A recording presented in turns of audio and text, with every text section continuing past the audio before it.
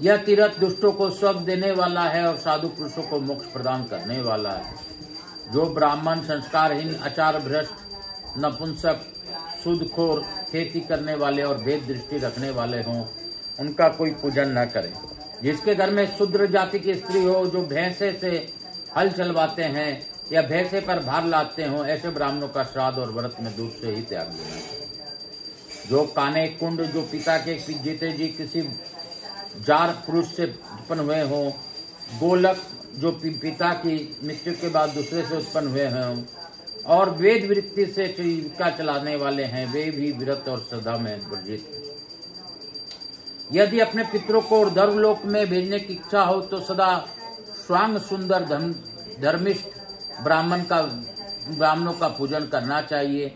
जो सदा धर्म चर्चा में तत्पर रहने वाले देवता, ब्राह्मण और गुरुजनों के भक्त, तीर्थ सेवा परायण, मातृ भक्त, पितृ भक्त, स्वामी भक्त, क्रोध, द्रोह आदि दुर्गुणों से रहित और सब प्रकार के सद्गुणों से युक्त हैं, वे ही मनुष्य और लोक के अधिकारी हैं।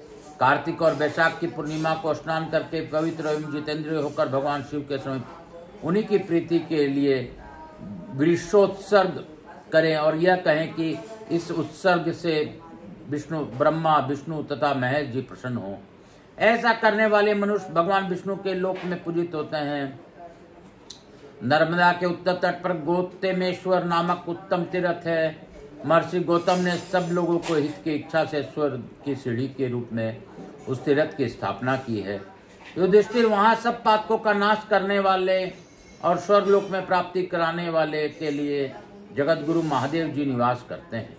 नर्मदा के दक्षिण तट पर शंखचूड़ेश्वर नाम से प्रसिद्ध तीर्थ है। उस तीर्थ में स्नान करके पवित्र और एकाग्रचित हो भक्ति पूर्वक मधु, दही और घी के भगवान शंखचूड़ को स्नान करावें।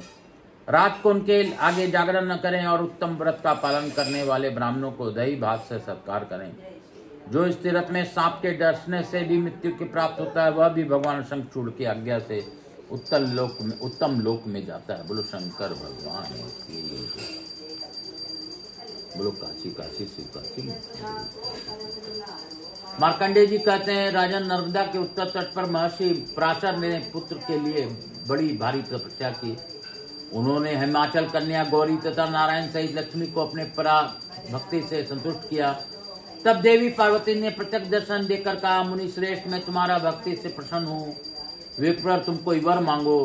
पराशर जी बोले, देवी, मुझ सब शास्त्रों के ज्ञान में निपुण एक पुत्र सिद्ध दीजिए और यह स्थान तीर्थ हो जाए तथा आप भी लोकोपकार के लिए सदा यहाँ निवास करें। देवी ने कहा, एवं वस्तु ऐसा ही होगा। इतना कहकर पार्वती देवी अंतर्ध्यान हो गई। तब महात्मा पराशर जी ने पार्वती देवी तथा भगवान शंकर को वहां स्थापित किया, जो देव दानव वंदित तथा सब देवताओं द्वारा पूजित है। यह सब करके पराशर मुनि निश्चित हो गए। राजन, उस तीर्थ के भक्ति पूर्वक स्नान करके सूचित हो। चैत्र, श्रावण और मार्गशीर्ष मास के शुक्ल पक्ष में अष्टमी, चतुर्थी और सूर्य ग्रहण के पर्व में सदा भगवान शंकर और पार्वती देवी का पूजन करें। स्त्रियां हो तो या पुरुष सभी काम क्रोध से रहित हो, उपवास करके भक्ति भाव से व्रत का पालन करें। फिर हाथ भर के कुश और उत्तम तिल लेकर ब्राह्मण के उत्तराभिमुख बैठावें और स्वयं दक्षिण दिशा की ओर मुंह करके बैठें। फिर कुशों पर कच्चा अन्न रखकर ब्राह्मण के आगे इस प्रकार कहें, इस उत्तम तीर्थ के प्रभाव से अमुक प्रेत को श्रेष्ठ लोक की प्राप्ति हो, मेरे पाप नष्ट हो जाए, सब शुभ कर्म के सदा वृद्धि हो, मेरे कुल और कुटुंब का भी सदा अभ्युदय हो। ऐसा कहकर पराशर आश्रम में ब्राह्मण को दान दें। जो मनुष्य भक्ति पूर्वक इस प्रसंग को सुनता है, वह सब पापों से मुक्त हो जाता है। तदंतर सब पापों का नाश करने वाले भीमेश्वर तीर्थ को जाएं, जो भयानक व्रत धारण करने वाले ऋषियों के समुदाय से सेवित है। जो उस तीर्थ में स्नान और उपवास करके इंद्रियों को वश में रखते हुए सूर्य की और दोनों हाथ उठाकर एकाक्षर मंत्र प्रणव का जप करता है, उसका जन्म भर का पाप उसी क्षण नष्ट हो जाता है। और गायत्री मंत्र का जप करने से 7 जन्मों का संचित पाप निश्चित ही नाश को प्राप्त होता है।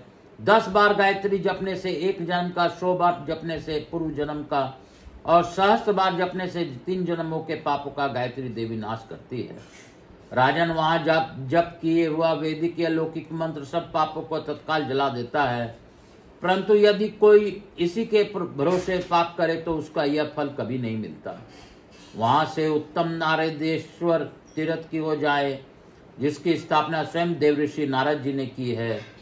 पूर्व काल में ब्रह्मा जी के पुत्र देवऋषि नारद जी ने नर्मदा के उत्तर तट पर तपस्या की। वे 9 इंद्रियों छिद्रों को रोककर काश किसी दिशा को प्राप्त हो गए।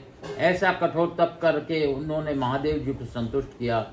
तब महादेव जी प्रत्यक्ष होकर बोले, देवऋषि मैं तुम पर प्रसन्न हो, तुम्हारे मन से जो इच्छा हो उसके अनुसार वर मांगो। नारद जी ने कहा, देव आपके प्रसाद से मेरा योग सिद्ध हो जाए। महादेव जी ने कहा, तुम्हारे योग सिद्ध हो और मुझमें सदा तुम्हारी भक्ति बनी रहे। तुम स्वर्ग, पताल तथा मृत्यु लोक में अपने इच्छा के अनुसार भ्रमण करो, कभी कोई तुम्हें रोक नहीं सकता। 7 स्वर, 3 ग्राम और 21 मूर्छनाओं के साथ दिव्य नृत्य एवं संगीत कला का तुम्हें ज्ञान होगा, जो मुझे बहुत ही प्रिय है। तुम्हारे यह तीर्थ भूतल पर ही मेरे प्रसाद से परम पवित्र माना जाएगा।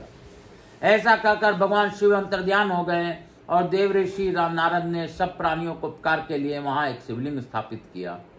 नारद जी का वह तीर्थ इस पृथ्वी पर बहुत ही उत्तम मनुष्य जितेंद्रिय होकर उस तीर्थ में जाएं।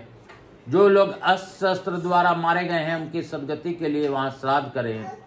उस तीर्थ में किए हुए पिंडदान के प्रभाव से मृतक पुरुष उत्तम लोकों को जाते हैं।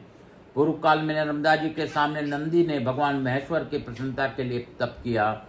तब महादेव जी प्रसन्न होकर बोले, नंदीश्वर मैं संतुष्ट हूँ, तुम मनोवांछित वर मांगो। नंदी ने कहा, देवेश्वर मैं धन नहीं चाहता, कुल और संतान नहीं चाहता, मोक्ष और कोई वस्तु भी नहीं चाहता, मुझे तो केवल आपके चरणारविंदों की सेवा चाहिए। जन्म जन्म में आपकी प्रीति अविचल भक्ति प्राप्त हो। तथा सुखा कर महादेव जी नंदी का हाथ अपने हाथ में लेकर शीघ्र उनके साथ कैलाश धाम में चले गए। जो मनुष्य उस तीर्थ में स्नान करके भक्ति भाव से भगवान त्रिलोचन की पूजा करता है वह अग्नि होष्टम यज्ञ के पुण्य और फल को पाता है। बोलो शंकर भगवान की जय। काशी काशी शिव काशी, मोक्ष नगरी काशी की जय। बोलो नर्मदेश्वर महादेव की जय। इसी अध्याय के साथ आज की कथा को यहीं पे विराम दूंगा और अपने भोलेनाथ से यही कहूँगा कि बाबा सब पर कृपा करें। आप सबों को मनन करते हुए यही कहूँगा, भजा कर तू श्री शिवाय नमस्तुभ्यम। जपा कर तू श्री शिवाय नमस्तुभ्यम। जीवन का है ये सार, श्री शिवाय नमस्तुभ्यम। जीवन का है ये सार, श्री शिवाय नमस्तुभ्यम। जीवन का है ये सार, श्री शिवाय नमस्तुभ्यं।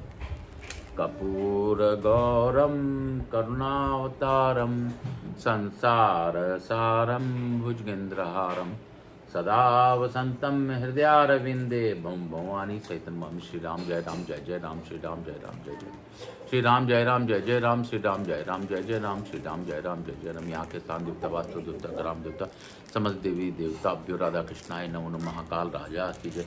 मातृ देवी व पितृदेव सपुत्र पितृदेवताभ्याम नमो नमः। समस्त देवी देवता मेरे भोलेनाथ में पार्वती की जय। भक्त वत्सलाय की जय। स्कंद पुराण की जय। समस्त देवी देवताओं की जय। काल हर दुख हर दारिधर कष्ट हर हर महादेव शंभो शंभो। बोल बम का नारा है, बाबा एक सहारा है, हर हर महादेव शंभो शंभो। मैं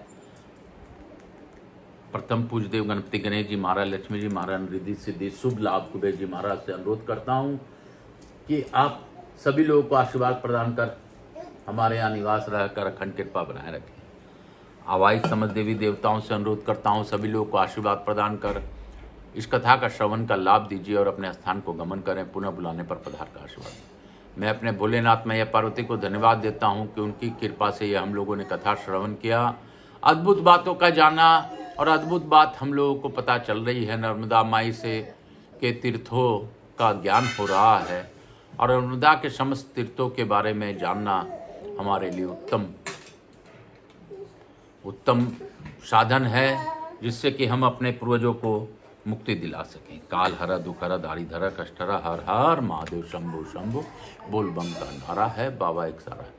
मैं अपने बाबा से यही प्रार्थना करूंगा, जैसी इच्छा वैसे सभी को फल प्रदान करें, मेरे पर जैसी बाबा की कृपा हो वैसे कृपा। काल हरा दुख हरा दाढ़ी धरा कष्ट हरा, हर हर महादेव।